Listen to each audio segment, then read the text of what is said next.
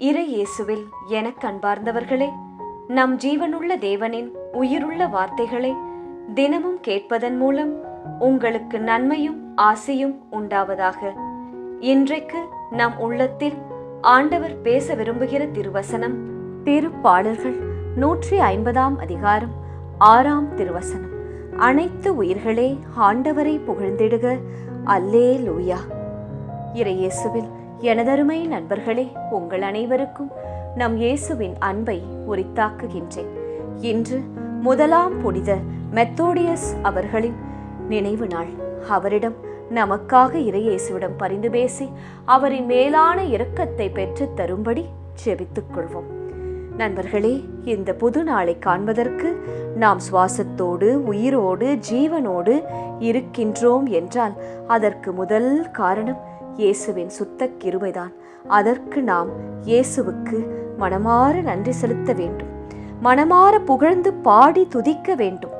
யாரையும் பார்க்க கூடாது, வெட்கப்படக்கூடாது. மனமாற இயேசுவே உம்மை போற்றுகிறோம், துதிக்கிறோம், ஆராதிக்கிறோம், வணங்குகிறோம் என்று ஜெபிக்க வேண்டும். இதை நாம் செய்கிறோமா? முதலாவது, வாய் திறந்து திருப்பலியில் சொல்ல வேண்டிய பதில் ஜெபங்களை சொல்கின்றோமா? பாடல் குழுவினரோடு இணைந்து நாம் பாடுகின்றோமா? நம் குரல் எப்படி வேண்டுமானாலும் இருக்கட்டும், அது இயேசு பார்ப்பதில்லை. என் மகள், என் மகன் என்னை போற்றி துதிக்கிறாளா, தன் தாளந்துகளை எனக்காக பயன்படுத்துகிறாளா என்பதைத்தான் பார்ப்பார். அல்லேலூயா என்று திருப்பலியில் வாய் திறந்து சொல்கிறோமா? கை உயர்த்தி மரியே வாழ்க என்று சொல்லுகிறோமா? சிந்தித்து பார்ப்போம். ஆண்டவர் தான் படைத்த பிள்ளைகள் எந்த சூழ்நிலையிலும் தன்னை மறவாமல் துதிக்க வேண்டும், தனக்கு நன்றி கூற வேண்டும் என்றுதான் ஆசைப்படுகிறார். அதை காணும் போது இயேசு உளம் நிறைந்து மகிழ்ந்து உங்களை ஆசிர்வதிப்பார். நாம் என்ன செய்கிறோம்? ஏதோ கடமைக்கு என்று அரைகுறை பூசைக்கு ஆலயத்திற்கு செல்கிறோம். பின்பு ஃபேன் அடியில் நல்ல ஒரு சீட்டில் அமர்ந்து வீடு திரும்பி விடுகின்றோம். முட்டி போடுகிறோமா?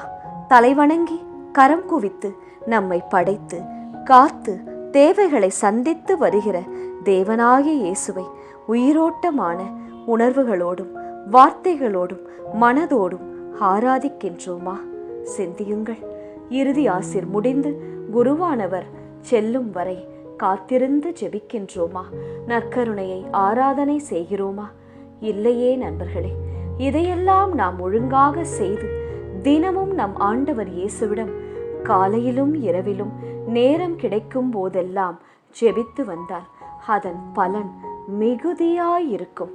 அது உங்களுக்கே ஆச்சரியமாயிருக்கும். என் வீடா இது? இவ்வளவு சமாதானத்தோடும் சந்தோஷத்தோடும் சிரிப்போடும் மகிழ்ச்சியோடும் இருக்கின்றதே. என் பிள்ளைகளா இவர்கள்? என்ன ஒரு மாற்றம்! சண்டை போடுவதில்லை, படிப்பில் உயர்வு, கீழ்ப்படிதல், ஒழுக்கம் அனைத்திலும் சிறந்து காணப்படுகிறார்களே. உறவினர்கள் நண்பர்கள் மத்தியில் உங்கள் குடும்பத்திற்கும் உங்களுக்கும் மிகுந்த கனம் கிடைக்கும். வேலையில் பிசினஸில் உயர்வு வரும். பற்றாக்குறை, கடன் இல்லாத நிறைவான அமைதியான வாழ்வை வாழ முடியும். இயேசுவை நீங்கள் அதிகமாய் தேட தேட கணவன் மனைவியிடையே அந்யோன்யம், அன்பு நிலைத்து காணப்படும். சந்தேகம், சண்டை, இழப்பு இவற்றை சாத்தானால் உங்கள் வாழ்க்கையிலோ உங்கள் குடும்பத்திலோ கொண்டு வரவே முடியாது. அதற்கு நீங்கள் இன்றைய வசனத்தில் கூறியுள்ளபடி அனைத்து உயிர்களே ஆண்டவரை புகழ்ந்திடுக, அல்லேலூயா என்றபடி தினமும் ஆண்டவரை தேட வேண்டும், துதிக்க வேண்டும், திருப்பாடல்களை வாசிக்க வேண்டும், ஜெபமாலைகளை செய்து ஒப்புக் கொடுக்க வேண்டும். சுவாசம் உள்ளவரை, இந்த பூமியில் நாம் வாழும் வரை இயேசுவை, அவர் செய்த நன்மைகளை மறவாமல் துதித்துக் கொண்டே இருக்க வேண்டும். நண்பர்களே, praise will always raise you. ஜெபிக்கலாமா? இயேசுவே, உமது கிருபை மட்டுமே என்னை சப்போர்ட் பண்ணுகிறது, எனக்கு ஹெல்ப் பண்ணுகிறது, என்னை விடுதலையாக்குகிறது. அதற்காய் துதிக்கின்றேன். எப்போதும் நன்றி அறிதலோடு நான் வாழ எனக்கு அருள்தாரும் இயேசுவே. நீர் செய்த நன்மைகளை மறக்கின்ற பிள்ளையாக நான் ஒரு நாளும் இருந்துவிடவே கூடாதப்பா. நன்றியுள்ள உள்ளத்தை எனக்கு தாரும் ஆண்டவரே. உம்மை துதிக்கின்ற நாவுகளை என்னில் வையும் இயேசுவே. ஆமேன். இயேசு கிறிஸ்துவின் பெரிதான நாமத்தின் நிமித்தம் ஜெபிக்கிறோம். ஆமென். ஒவ்வொரு நாளும் உங்கள் உள்ளத்தில் ஆண்டவர் பேச விரும்புகிற இறை வார்த்தையை தெரிந்து கொள்ள ரோசரி பிரேயர்ஸ் சேனலை சப்ஸ்கிரைப் செய்யுங்கள். மேலும் உங்கள் நண்பர்கள் மற்றும் உறவினர்களுடன் ஷேர் செய்யுங்கள். நன்றி.